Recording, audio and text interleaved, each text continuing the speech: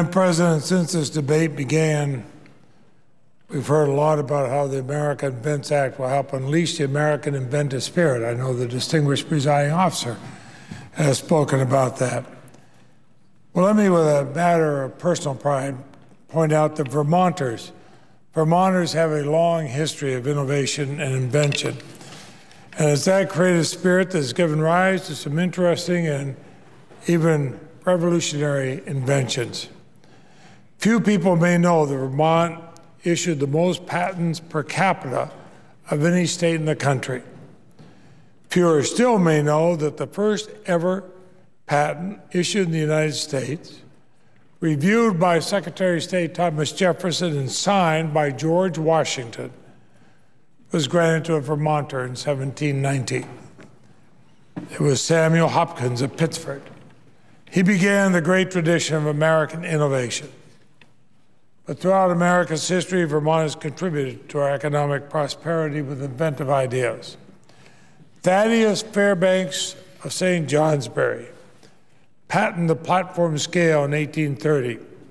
It revolutionized the way in which large objects were weighed. Charles Orvis of Manchester, the founder of the well-known sporting goods retailer Orvis, patented the open fly fishing reel in 1874. My wife Marcel and I went by the Orvis plant just a few months ago, and it's fascinating to watch and to see their display of the fishing reels from 1874 to the present. But many other inventions originated from Vermont in the early years of America, including an electric motor, an internal combustion engine, and from our landlocked state, the paddle wheel steamship. Today, that innovative Vermont spirit continues. Vermonters are contributing to the American economy through innovation and invention every year. Exploring new ways to modify existing products to limit their environmental impact is a quintessentially Vermont idea. Researchers at the University of Vermont have developed and are now seeking a patent for a wood finish that releases fewer toxins into the air than standard finishes. They do this by utilizing whey protein, W-H-E-Y protein, instead of petroleum. In the State of the Union address, President Obama noted that advances in green technology will be a key driver of our economy in the 21st century. Well, Vermont inventors have been and will continue to be out in front in this area. And computer technology will also be a driver of our 21st century economy. Vermonters are active in producing the next generation of this technology as well. Viewers across the country were fascinated by the recent appearance of IBM's Watson supercomputer on Jeopardy! Well, components used to power Watson were invented by IBM researchers in Vermont. And I am sure those Vermonters watched proudly as Watson defeated Jeopardy!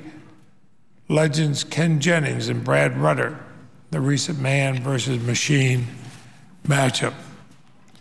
Now, my chart shows 1790 to 2010. Obviously, there were tens of thousands of other patents in between.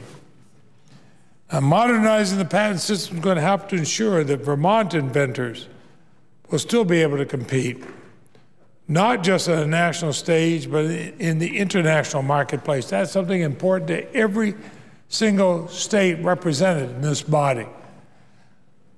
If we want to compete with the rest of the world, I believe Americans can compete with anybody, but we have to have a level playing field. If we have the cards stacked against us, it's very difficult to compete. And if we're the ones who stack the cards ourselves, all the worse. And if we want to have a level playing field in the area of patents, we've got to come up with the rest, up to a par with the rest of the industrialized world. Much has changed since Samuel Hopkins received the first U.S. patent in 1790, but the need for a flexible and efficient patent system has remained constant. Inventors from Burlington to the Bay Area require the appropriate incentives to invest in the research required to create the next platform scale or the next Watson computer or the next life-saving medical device. Over the last 6 years, I've worked on meaningful, comprehensive patent reform legislation. During that time, I kept in mind the tradition of great Vermont innovators like Thaddeus Fairbanks and Charles Horvitz. But I was also pleased that we had key Republicans and key Democrats who worked together to get this legislation before the Senate. The next generation of Vermonters is as eager as the last to show America and the world what they can produce. Vermont may be one of the two smallest states in our nation, but it's bursting with creativity. The American Invents Act will ensure the next Samuel Hopkins can flourish well into the 21st century.